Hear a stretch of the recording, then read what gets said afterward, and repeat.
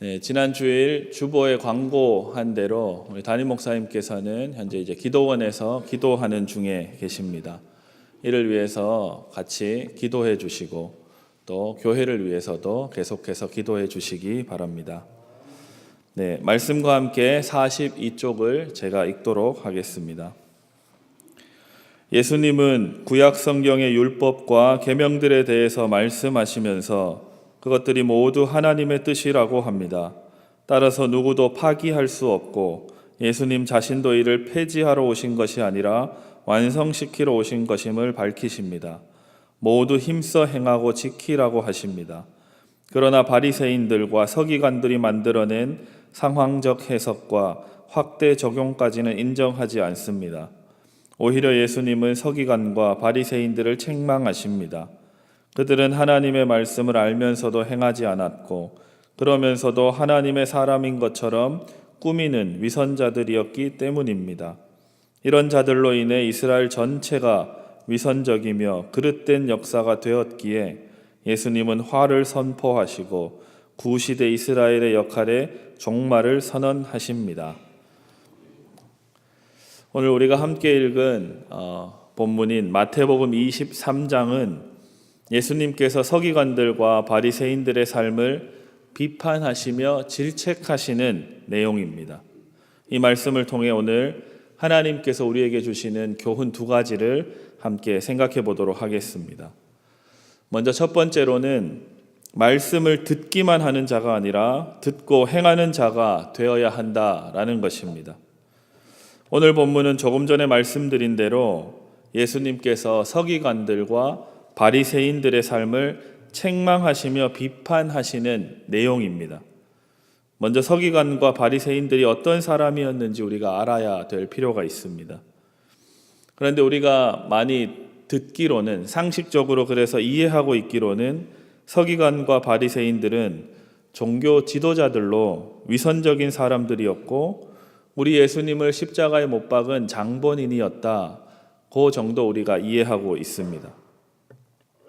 하지만 좀 더 자세히 살펴보면 이 서기관과 바리새인들 이 집단은 당시 이 유대 사회를 지탱하고 있던 하나님의 율법, 다시 말해서 모세의 율법을 지키고 보존하고 전수하기 위해 자신들의 온 삶을 바쳐왔던 아주 중요한 사람들이기도 합니다. 또한 종교 지도자일 뿐만 아니라 당시 예수님이 살아가셨던 그 세계, 고대 근동 세계에서는 정치 지도자였을 뿐 아니라 사회, 문화, 교육에 관한 지도자의 위치를 차지하고 있었던 사람들입니다. 그래서 오늘날 성경을 읽는 우리들은 그저 이 바리새인과 서기관들의 이야기를 그저 교회 안의 이야기로만 종교적인 지도자의 역할에만 한정해서 본문을 이해하면 안 됩니다. 오히려 오늘날 종교뿐만 아니라 정치, 사회, 문화, 교육 등 모든 영역을 아우르는 지도자였음을 전제하고 오늘 말씀을 함께 읽어가야 합니다. 그런데 오늘 말씀에 등장하는 이 바리새인들과 서기관들은 앞에서 말씀드린 대로 아주 긍정적인 역할을 한 것이 아니라 이번 주일 담임 목사님께서 말씀하셨던 노블리제 오블리주 이것을 실천하지 못했던 아주 안타까운 사람들입니다. 이들이 사람들에게 미치는 영향력이 당연히 지도자의 위치에 있으니 그 영향력과 파급력은 상당히 컸습니다. 그렇기 때문에 예수님께서는 이전에는 잘 볼 수 없었던 뉘앙스와 태도로 강력하게 비판하시면서 말씀하고 계신 것입니다. 그래서 우리는 오늘 말씀을 통해서 이들을 우리의 반면 교사로 삼아야 하는 것입니다. 좀 더 구체적으로 예를 들어보자면 어떤 신학자는 이렇게 오늘날과 비교하기도 합니다. 얼굴이 널리 알려진 유명인이지만 납세나 국방의 의무를 교묘하게 기피하는 공인들, 그리고 엄청난 거액을 편법과 불법을 통해 이익으로 취하면서도 가진 돈으로 그 불법을 합법으로 위장하며 무마하는 재벌들, 그리고 자기의 지위를 이용해서 가족과 지인들의 편의를 봐주고 나라의 공공정책 결정에 자신의 사적인 이익을 도모하며 비리를 은밀하게 저지르는 사회 지도층 모두가 다 여기에 속한다라고 합니다.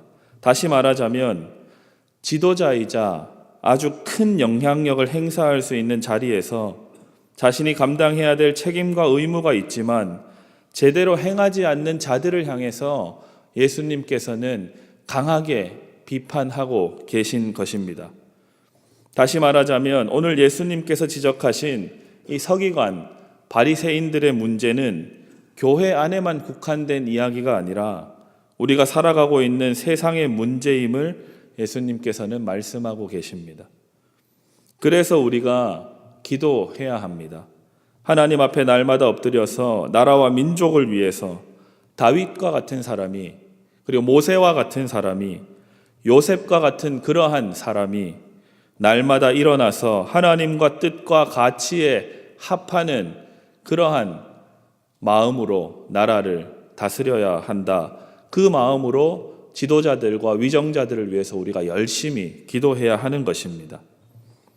그래서 교회 안으로만 범위를 축소시키고 개인의 신앙만을 위해서 자족하며 사는 것이 아니라 교회뿐만 아니라 우리가 두 발 딛고 살아가는 삶의 모든 영역인 정치나 사회나 문화, 가정, 교육, 국제관계 등에 관해서도 신앙인으로서 우리 예수님께서 가르쳐 주신 이 하나님 나라의 가치들로 우리가 살아가고 있는 삶의 자리마다 그런 하나님 나라의 가치들로 영향력을 드러낼 수 있는 신앙인으로 우리가 살아가야 하는 것입니다.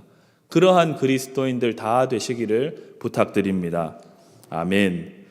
특별히 예수님께서는 오늘 말씀을 통해서 너희가 선생이나 지도자들과 같은 직분을 추구하면서 높은 자리에 앉고 드러나는 자리에 앉지 말라라고 말씀하십니다.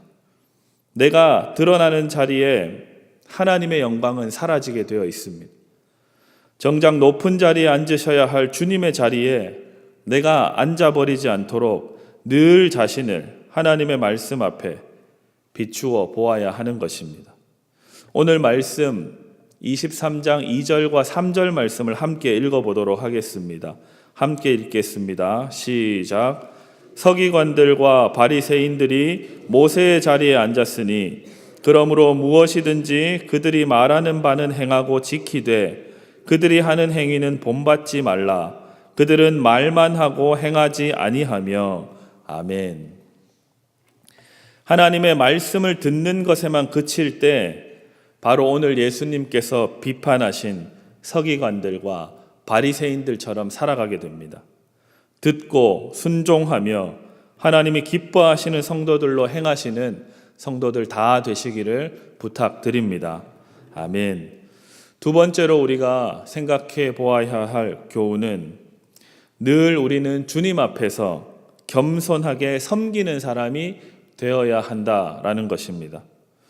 오늘 말씀 11절과 12절 말씀을 함께 읽어보도록 하겠습니다. 함께 읽습니다. 시작. 너희 중에 큰 자는 너희를 섬기는 자가 되어야 하리라. 누구든지 자기를 높이는 자는 낮아지고 누구든지 자기를 낮추는 자는 높아지리라. 아멘. 우리는 하나님의 사랑을 받는 큰 사람들입니다. 믿으십니까? 아멘. 하나님이 우리의 아버지 되시기 때문에 우리는 모두 큰 자들입니다. 그래서 우리는 늘 겸손하게 섬기는 사람들이 되어야 합니다. 겸손하게 자신을 낮출 때 하나님께서 우리를 높여 주실 것입니다. 예수님께서 겸손하게 하나님께 순종하셨고 또 예수님께서는 말씀만 하시지 아니하시고 직접 십자가의 고난을 겪으셨습니다. 그리고 계속해서 겸손하게 하나님의 말씀에 순종하시면서 십자가에 달리시기까지 순종하셨습니다. 그랬더니 무슨 일이 일어났습니까? 하나님께서 그 아들 예수님을 하나님 보좌 우편에 앉기까지 높여 주셨습니다.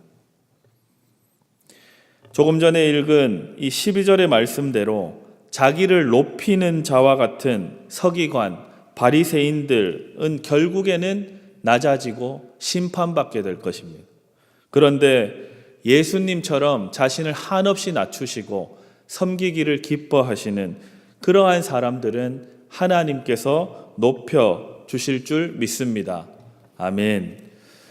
어제 새벽 말씀을 다시 떠올려 보면 율법의 가장 큰 계명은 하나님을 사랑하는 것이라고 예수님께서 말씀해 주셨습니다. 눈에 보이지 않는 하나님을 어떻게 사랑하냐 하니 바로 이웃을 사랑하는 것이 하나님을 사랑하는 것이다 라고 예수님이 가르쳐 주셨습니다. 오늘 예수님께서는 우리들을 향해 계속해서 섬기는 자가 되어야 한다라고 도전하고 계십니다. 그러면 누구를 섬겨야 될까요? 우리는 우리의 지도자나 우리보다 지위가 높은 사람이나 힘이 있는 사람을 곧잘 섬깁니다. 하지만 성경은 과연 누구를 섬기라고 우리에게 도전하고 있을까요? 오늘 본문인 11절 말씀을 자세히 살펴보면 이러한 구절이 있습니다. 너희를 섬기는 자가 되어야 한다 라고 말씀하십니다. 어제 말씀과 같이 하나님의 사랑이 곧 이웃 사랑인 것처럼 하나님을 섬기는 사람은 바로 그 이웃을 섬기는 사람이라고 오늘 말씀은 분명하게 말씀하고 계십니다. 그런데 하나님을 섬긴다라고 말은 하면서도 또 하나님을 섬기는 바리새인과 서기관으로 살아가면서 이웃을 섬기지 않은 이들을 향해서 예수님께서는 이제 본격적으로 오늘 본문 13절부터 그 마지막 절까지 7번의 화 있을진저라고 거친 표현을 쓰시면서까지 이들의 삶을, 이들의 마음에 숨겨있는 의도를 낱낱이 폭로하시면서 비판하고 계십니다. 이들의 말뿐인 신앙과 섬기려 하기보다는 섬김을 받으려 하고 자신이 오히려 더 높아지려고 하는 그 태도를 예수님께서는 잘못되었다라고 지적하시는 것입니다. 이런 사람들이 바로 13절에 있는 천국 문을 사람들 앞에서 닫고 너희도 들어가지 않고 들어가려 하는 자도 들어가지 못하게 하는 사람들입니다. 15절에 보니 교인 한 사람을 얻기 위하여 바다와 육지를 두루 다니다가 교인 한 사람을 얻게 되면 오히려 너희보다 100배나 더 지옥 자식이 되게 한다. 너희의 그 말뿐인 신앙을 본받게 해서 오히려 심판받게 한다라고 합니다. 16절을 보니 누구든지 성전으로 맹세하면 아무 일 없거니와 성전에 금으로 맹세하면 지킬지라 라고 말합니다. 이 말의 뜻은 하나님을 믿는 것이 아니라 성전에서 나오는 돈과 이익과 어떤 유익만을 추구한다라는 그러한 이야기입니다. 너희의 태도가 그러하다라는 것이죠. 23절을 보니 박하와 회향과 근체의 11조는 들이되 율법에 더 중한 바 정의와 긍휼과 믿음은 버렸도다 라고 합니다. 당시 11조를 드릴 때는 이 박하와 회향과 근체와 같은 곡식을 함께 드리도록 율법이 기록하고 있습니다. 이런 율법의 아주 사소한 것까지는 잘 지키면서도 종교적인 의무는 다 하면서도 이와 더불어 더욱 중요한 하나님이 가르쳐 주신 공의와 긍휼과 믿음은 행하지 않는다라고 하는 것을 예수님께서는 책망하고 계십니다. 뿐만 아닙니다. 25절부터 마지막 절까지 나오는 겉은 멀쩡하나 안에는 탐욕과 방탕으로 가득한 회칠한 무덤과 같은 사람이 너희들이다 라고 말씀하십니다. 사랑하는 성도 여러분, 내가 높아지지 않아야 합니다. 내가 드러나지 않아야 합니다. 그러기 위해서 오직 하나님만이 아시는 내가 하나님 앞에 홀로 서 있다라는 그러한 태도가 필요하고 또 실제적으로는 하나님만 아시는 섬김 그리고 후원, 나눔 그런 것이 참으로 우리에게 중요합니다. 그래서 우리 신일교회는 아주 잘하고 있는 것이 하나가 있습니다. 바로 익명적 헌신을 중요하게 생각한다는 것입니다. 그래서 사랑의 쌀이나 무엇을 해도 바깥에 이름을 내걸지 않습니다. 계속해서 낮아지기 위해서 우리 중에 큰 자는 바로 너희를 섬기는 자가 되라고 예수님께서는 도전하신 것처럼 주님의 말씀을 듣는 자만이 아니라 듣고 행하는 자가 되어서 주님처럼 이 세상을 지혜롭게 섬기는, 우리의 이웃을 내가 먼저 섬기기를 기뻐하는 그러한 성도들 다 되시기를 주님의 이름으로 축복합니다. 아멘. 오늘 이 말씀의 교훈을 생각하면서 함께 기도하도록 하겠습니다. 첫 번째로는 오늘 하루를 살아가면서 하나님께서 주신 이 말씀을 듣기만 할 뿐 아니라 들은 대로 순종하기를 기뻐하는 성도 되게 해 주십시오. 기도하시고, 두 번째로는 늘 주님 앞에서 섬기는 사람 되게 하셔서 이웃을 섬기는 성도, 이웃을 섬기는 신일교회 되게 해 주십시오. 기도하시고, 마지막으로 서두에 말씀드린 것처럼 담임 목사님께서 기도원에서 기도 중이십니다. 하나님께서 우리 담임 목사님에게 성령의 충만함과 지혜와 능력으로 함께해 주셔서 신일교회를 이끌어가는데 부족함이 없도록 지켜주시옵소서. 또 교회를 위해 기도하실 때 특별히 담임 목사님의 건강과 또 모든 사역을 위해서 함께 기도하도록 하겠습니다. 우리 다 같이 기도하시겠습니다. 주여 믿습니다.